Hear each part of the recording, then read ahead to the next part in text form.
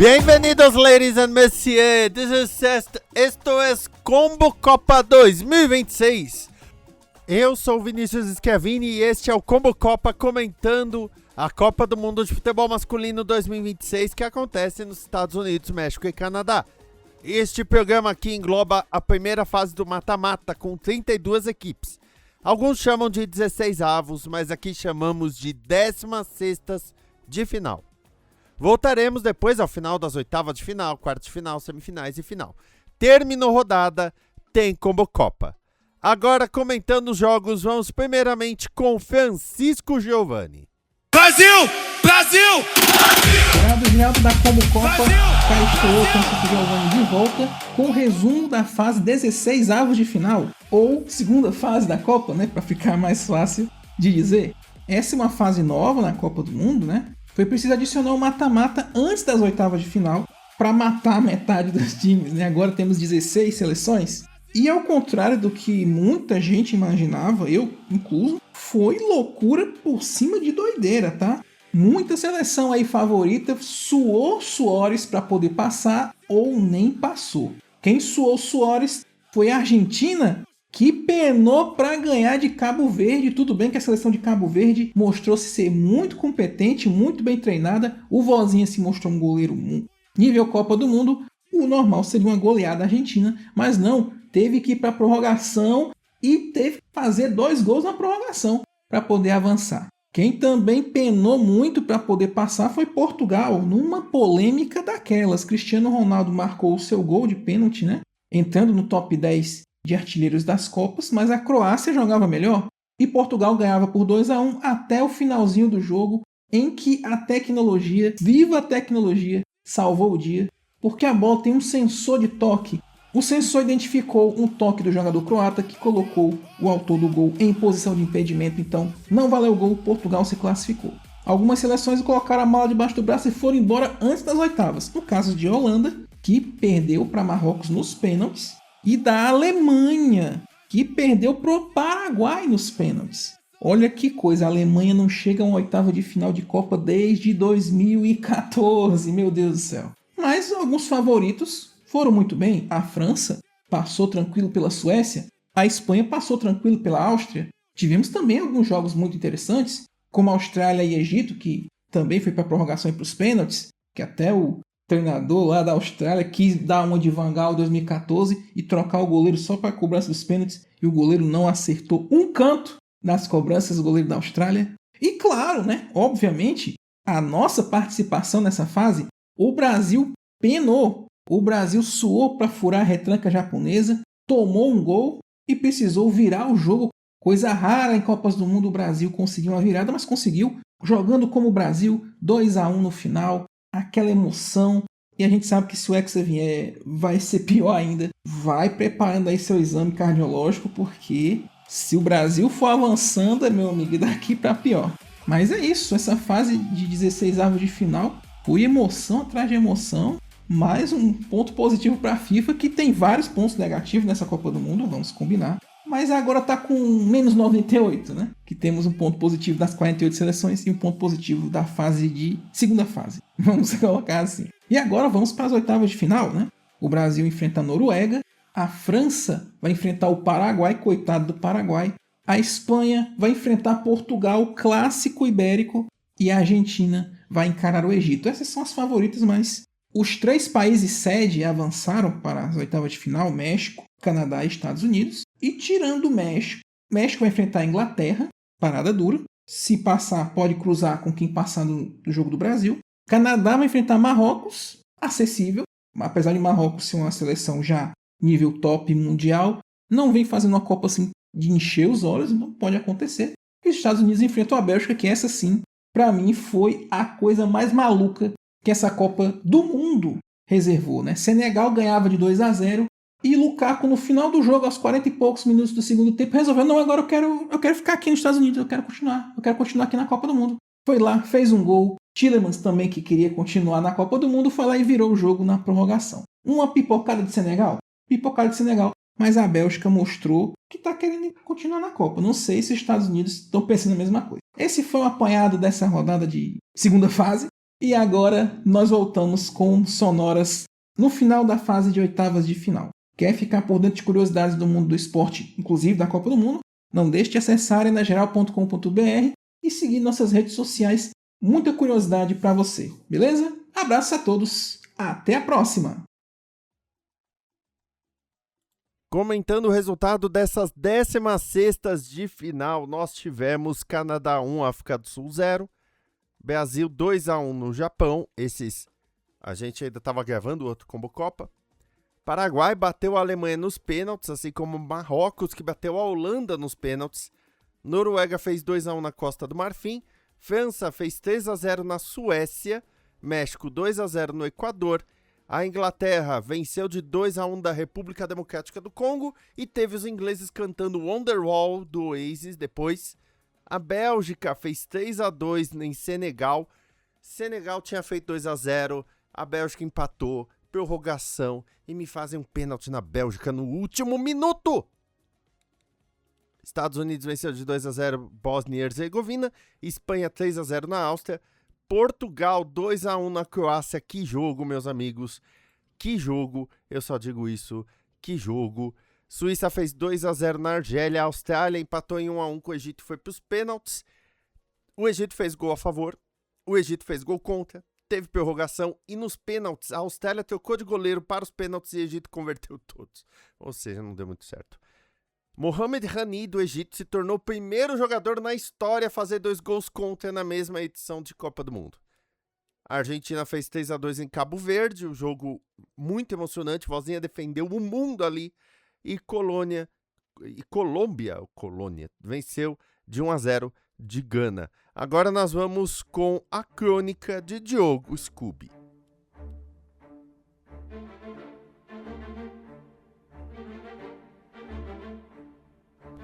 Brasil e Japão, ninjas, corintianos e a bola que atravessou o planeta.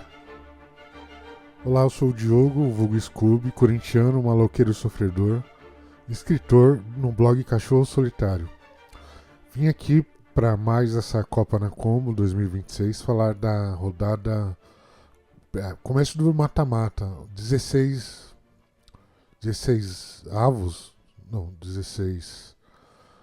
oitavas de finais entre Brasil e Japão. O adversário do Brasil dessa vez é um confronto assim, já teve algumas, já vou falar do retrospecto, mas eu gosto de puxar um pouco o fio da história entre os dois países, né? O primeiro contato que a gente tem assim como no imaginário comum é o do Kassato Maru, o navio que chegou em 1908 aqui no Porto de Santos, trazendo os primeiros imigrantes japoneses. Vieram trabalhar, construir uma vida nova, enfim. E eu particularmente convivo desde da minha infância com descendentes de japoneses, até de japoneses originais eu cheguei a conviver, assim. Desde da primeira infância, no prezinho, na escola, depois na faculdade, nas faculdades que eu fiz, enfim, no trabalho. Eu fazia karatê com uns 9 anos de idade, 9, 10 anos, parei e voltei agora com 50. E tem uma relação boa com o Japão, assim. Lembrando que eu sou corintiano e o Corinthians tem uma passagem muito interessante no Japão. Em 2012, quando teve uma invasão corintiana em Yokohama, que ficou parecendo um bairro de São Paulo, né, por alguns dias. Cerca de mais de 20 mil torcedores atravessaram metade do planeta para acompanhar o Corinthians no Mundial de Clubes. Foi bem mais do que gente que veio no Kassato Maru, que eram, se eu não me engano, cerca de 300 pessoas. Posso estar errado. Mas foi inacreditável lá, a invasão. A corintiana eu não pude ir, só vi pela TV, por internet.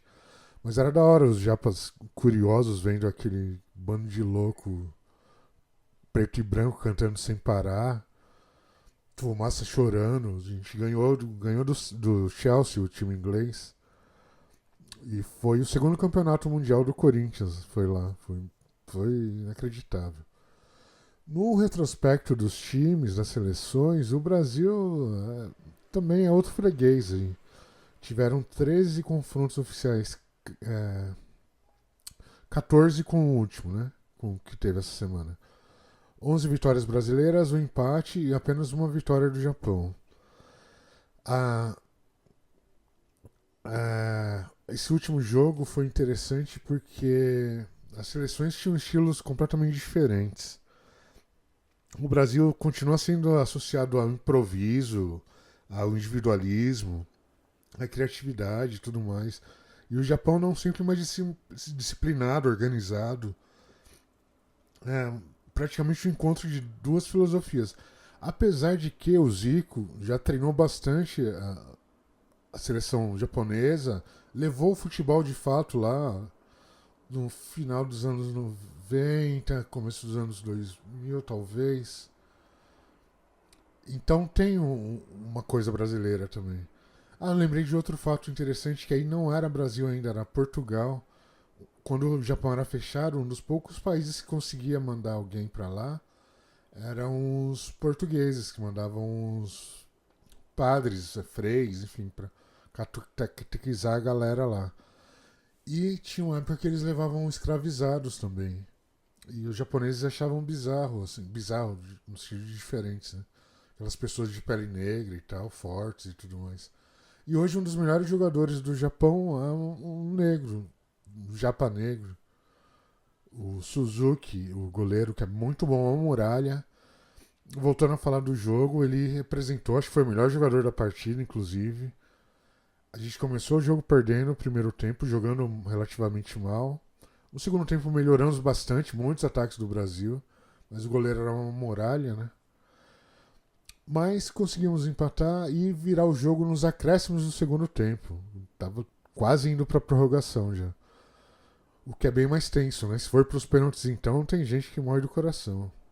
Foi um jogo muito bom, mas melhor para nós, 2-1 para nós. Então, eu acho que é um jogo que vai ficar marcante para os japoneses, assim, que chegaram nessa etapa do Mundial. Infelizmente pegaram o Brasil pela frente, aí não tem como, né? Difícil mesmo. E é isso, vou lembrar desse jogo que eu vi com a minha família, vou lembrar do Kassato Maru, vou lembrar do Corinthians em Yokohama. E assim, é um encontro de gerações. Eu gosto muito do Japão, apesar deles não gostarem muito da gente, assim, da gente de fora de lá em geral, né? Vou deixar essa polêmica para depois. E é isso, gente. Obrigado por acompanhar mais essa rodada. Deixem um comentário, compartilhe. E como sempre, vai Brasil e vai Corinthians. Senhoras e senhores, Alemanha contra Equador, Schlager contra San Juanito, Manual Germânico contra Pulmão de Vulcão. E o ataque equatoriano recebendo alta da terapia.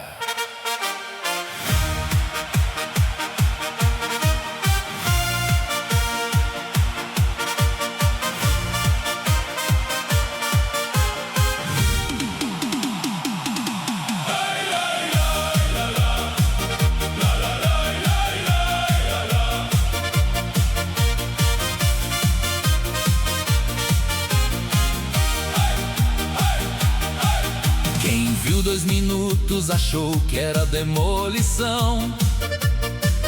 Sané ligou a máquina, abriu logo o placar. Mas Latri saiu do susto com fogo no coração e fez a planilha alemã começar a travar. Quando o manual sorriu, veio a lava na mão. Ângulo roubou a cena e acordou o vulcão. Planilha não segura vulcão, manual não ganha no grito. A Alemanha abriu com pressão, mas o Equador virou bonito. A máquina alemã fez pose de total dominação, com passe cara séria, querendo o jogo controlar.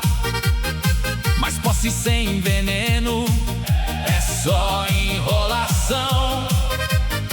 E plata no escanteio veio pro jogo virar. O Equador despertou, mudou toda a pulsação. E a máquina alemã perdeu a programação. Planilha não segura vulcão, manual não ganha no grito. A Alemanha abriu com pressão, mas o Equador virou bonito. Valência fez fumaça, Neuer sentiu o sinal. Escanteio veio quente, ninguém segurou a visão. Plata chegou no filme como herói no final. E o ataque saiu da terapia com pose de campeão. Planilha não segura vulcão, manual não ganha no grito. A Alemanha abriu com pressão, mas o Equador virou bonito. Sané abriu a conta, Angulo e Plata foram fechar. A Alemanha fez a planilha, Equador foi classificar.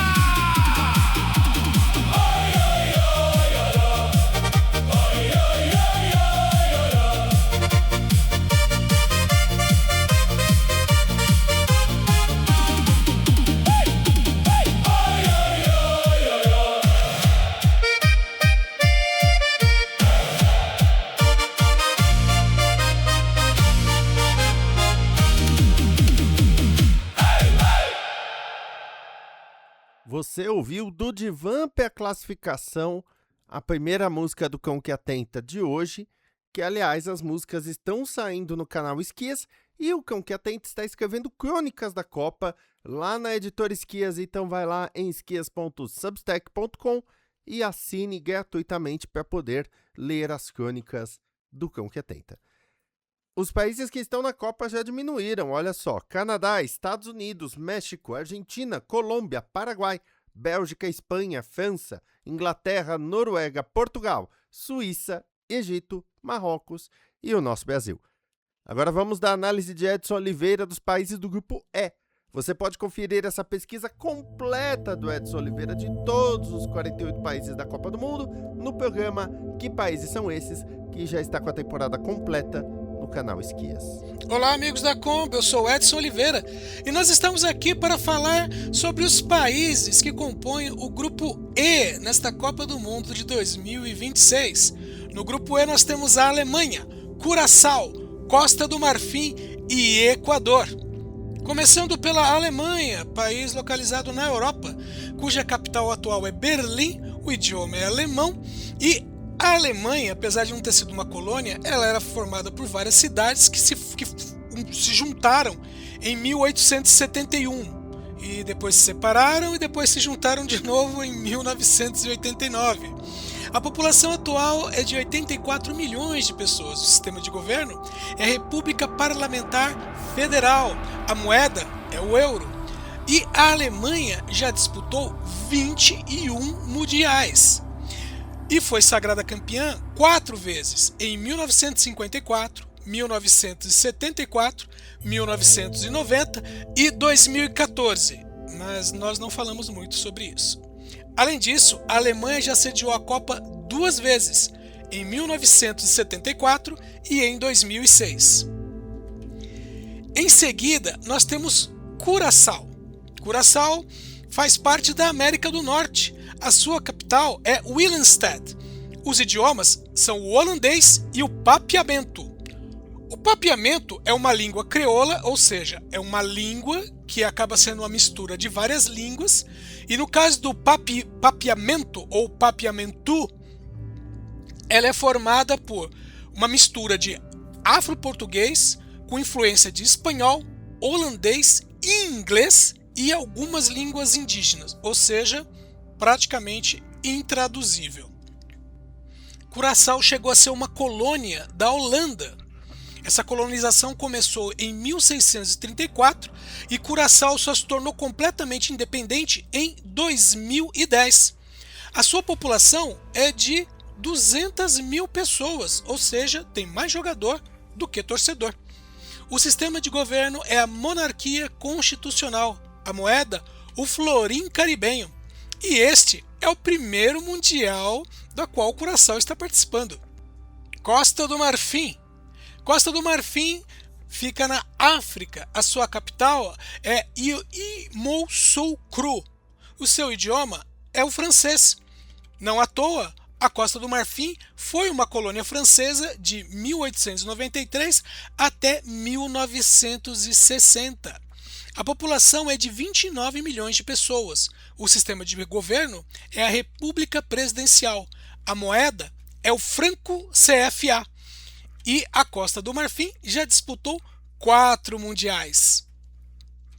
Fechando o grupo E, nós temos o Equador, que está localizado na América do Sul, cuja capital é Quito, o seu idioma é espanhol, e foi uma colônia espanhola de 1532 até 1822.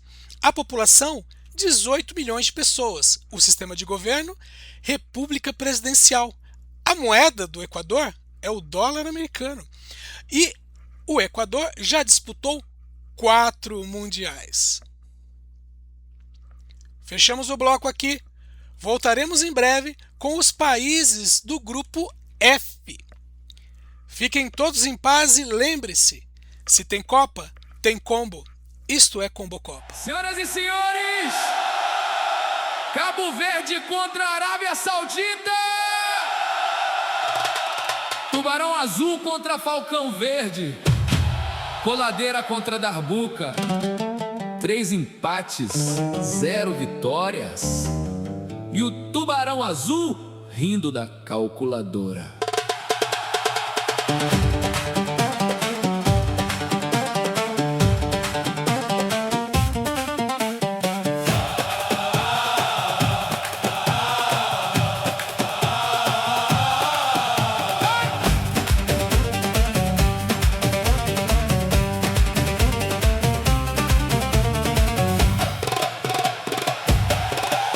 Quem disse que empate não faz carnaval? Cabo Verde entrou sorrindo, pronto pra sobreviver. A bola viu o deserto, viu maré no temporal. E o gol ficou escondido pra ninguém perceber. Quando o Falcão veio forte, querendo pousar, vozinha disse: daqui não vai passar. Pouso não autorizado, no gol do vozinha ninguém vai entrar. O Tubarão saiu classificado, sem vencer ninguém, só sabendo empatar.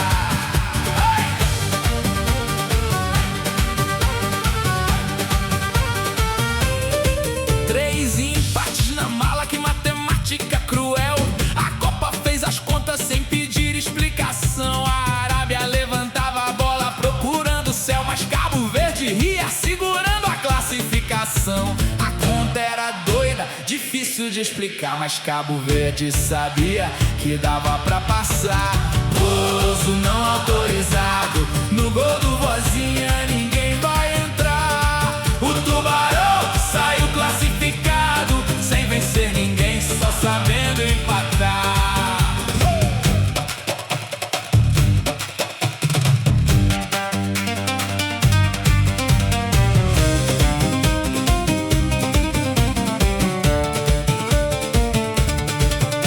Cano subiu sozinho, o grito quase saiu, mas vozinha foi muralha no meio do furacão. Nuno quase fez o gol, alô, mas impediu, e o 0 virou festa, deboche e redenção.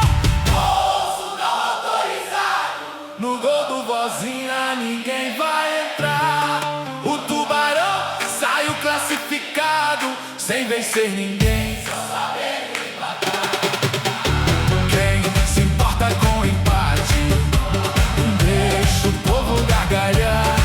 3 empates, 0 vitória, e a matemática foi samba.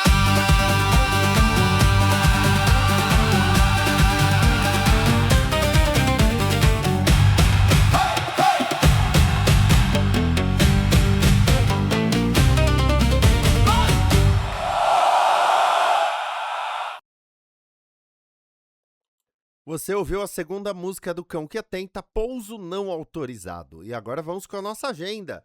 A agenda tá mais fácil, hein? Neste sábado, dia 4 de julho, às 14 horas, temos Canadá e Marrocos. Às 18 horas, Paraguai e França vão torcer para o Paraguai. No domingo, dia 5, às 17 horas, nós temos Brasil e Noruega. E às 21 horas, nós temos México e Inglaterra, só jogão. Na segunda-feira, dia 6, às 16 horas, nós temos Portugal e Espanha. Esse jogo promete. Às 21 horas, temos Estados Unidos e Bélgica. E na terça-feira, dia 7, às 13 horas, nós temos Argentina e Egito. E às 17 horas, Suíça e Colômbia.